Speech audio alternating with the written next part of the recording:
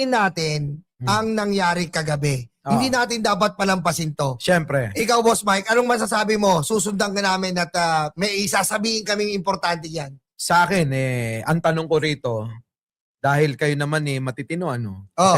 Unahin ko na si Direk Freddy. Oh. Kung ikaw si Cayetano, Oh. ano ang gagawin mo? At ibalik nyo rin sa akin yung tanong na yun Oh, mamaya. ibabalik namin mamaya. Return. Oh. Sige. Direk Freddy, kung ikaw si Cayetano, sa panahon ngayon, ano gagawin mo? Kung ako si Cayetano, thank you for that wonderful question. And ladies and gentlemen, from Ilog Pugad, Pasong Tamo, Quezon City, Direk Freddy Valera. Ano po yung tanong? Kung ikaw po, ulitin ko lang po yung katanungan natin sa ating panahuin.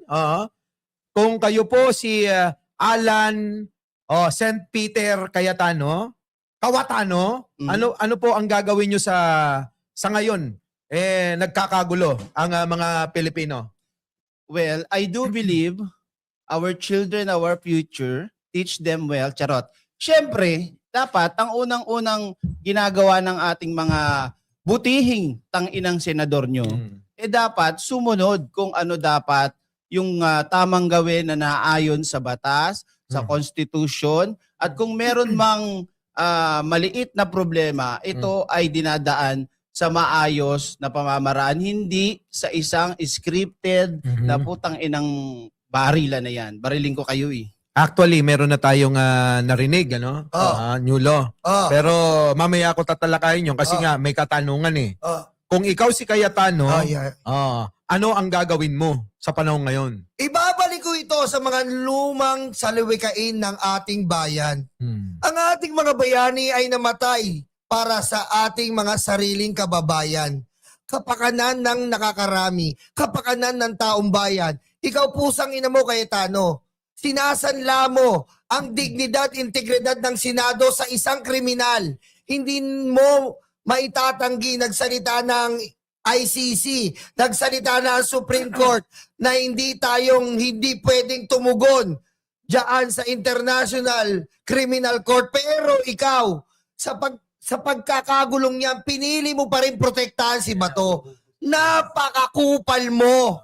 Nuknukan ka, pinapalibutan ka ng kakupalan. Tapos lulud-lud ka na ambassador of Jesus Christ ka, naniniwala ka sa Biblia. Ano ba ang nasasaad sa Biblia?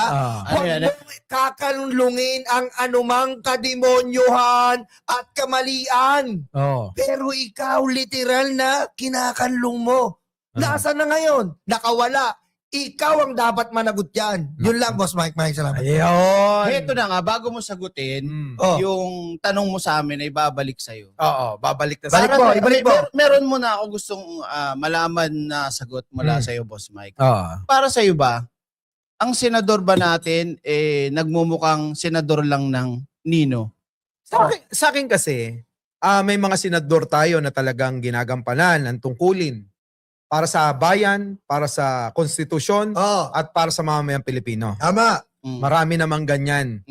Hindi na natin iisa-isahin. Pero may mga senador na talagang hinalal ng taong bayan, binola ang taong bayan, hiningi yung pabor at boto ng bayan, pero naglilingkod lang sa iisang pamilya. Kanino yan? Sa iisang putang inang pamilya ng mga Duterte. Nako. Tama. Yan ang nga ba sinasabi? Diba? So halatang halata naman yan. Baka naman hindi pa alam ng iba, huli na ko kayo sa balita. Noong panahon nila ginagawa yan. Tama. Diba? Ngayon, Ang tanong, ikaw na, tira. anong gagawin mo kung ikaw si Ambassador of Jesus Christ, Senator Alan Peter Dilapuet Rebulto Cayetano? Magsiluhod po tayo mga kababayan.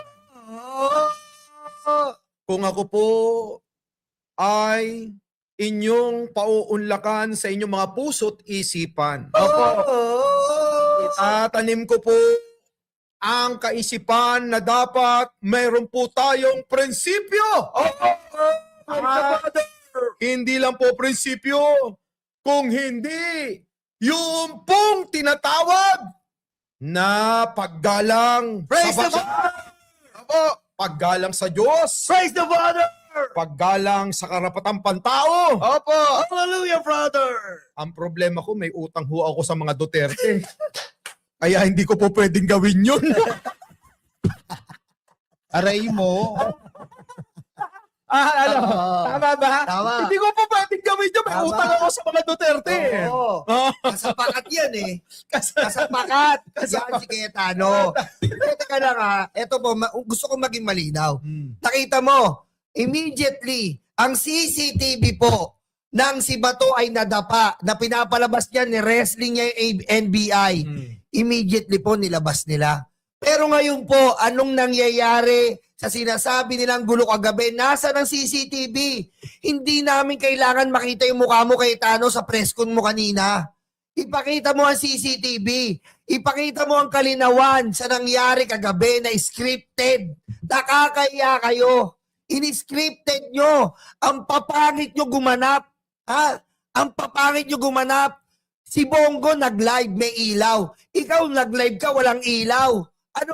Ayusin nyo yung script nyo, Robin. Galing-galingan mo. 2:30 kasama mo si Bato. Nandiyan niya sa in and out ng Senado. Tapos, babanatan nyo ngayon ng mga minorya na sila Tito Soto, ba't umalis? Natural, aalis sila. Dahil tapos na ang trabaho nila. Ang tanong, ba't nandun kayo? Tapos na ang trabaho, may iniintay kayong gawing pelikula. Narinig mo din ba yung kumakalat sa social media na Oh. salita ni ni Jinggoy. Bottomless? Ah. Oo, na itago ang CCTV. CCTV. Oh. Diba? Nakakapaghinala, bakit? Tama. Isipin nyo na lang mga kapatid, mga ka-eksena, yung sinasabi nga ni Nyolo na yung pagtumbling ni Bato, Oh. agad-agad. Pero napakadaling pakalmahin ang kaisipan at galit ng taong bayan. Tama. Kung naglabas sila ng CCTV, agad-agad, pati kung nasaan si Bato. Tama. Pero wala, di ba? Oh. Etang inumin nyo. Oh. Hindi, sa totoo lang, alam mo. Halatang halata naman yan eh. Kagabi naka-live ako, tuwan-tuwa ako eh. Oh. Puta, tinutugis si Bato. Oh. Napansin ko, putang ina, 30 minutes na ako naka-live. Oh. Hindi pa nahuhuli si Bato. Yeah, Sabi nice. ko sa live ko, bakit ganun? Ang tagal namang hulihin yan. Nagkaroon na ako ng idea na mukhang may something dito. May something eh. May something talaga. Kaya, sakto naman may nag-pop up sa cellphone ko habang naka-live ako. Sabi sa akin, Boss Mike, Oh. scripted ang nangyayari sa Senado. Tama. Pinakay ko bigla. Oh. Sabi ko, putang ina, ano pala ito? Scripted. Script. So ngayon, nagano na ako, research na ako, naghanap na ako ng mga pinag-aralan ko na yung mga video, parang kayo, di ba? Oh, pinag-aralan natin. Usap-usap na tayo sa GC. Yes. O, may GC kami ha. Ay, GC kami. Baka gusto nyo sumama. May membership. Oo. Ha? $100 lang. Pabili ko ng make-up. Di ba? O, eto na ngayon. Di ba? Nag-usap-usap tayo doon. Oh. Putang ina, eto na. Ang Pangulong Bongbong, mayroon ng Sinabi. video at nagsalita na nakaantabay pala ang Pangulo sa Yes. lahat ng nangyayari. Oo. Oh, na ang akala ng iba, wala akong pakialam. Oo. Yung pala, nag-uobserba lang. Ang Pangulo. Ngayon, nagsalita. Doon ako na pagtanto na talaga palang ito ay scripted. Oo. Sa salita ng Pangulo, doon ho ako naliwanagan ng husto eh. Pegador, wala kang kawala. Pegador, kayo ay maganda. Pegador, galit sa masama.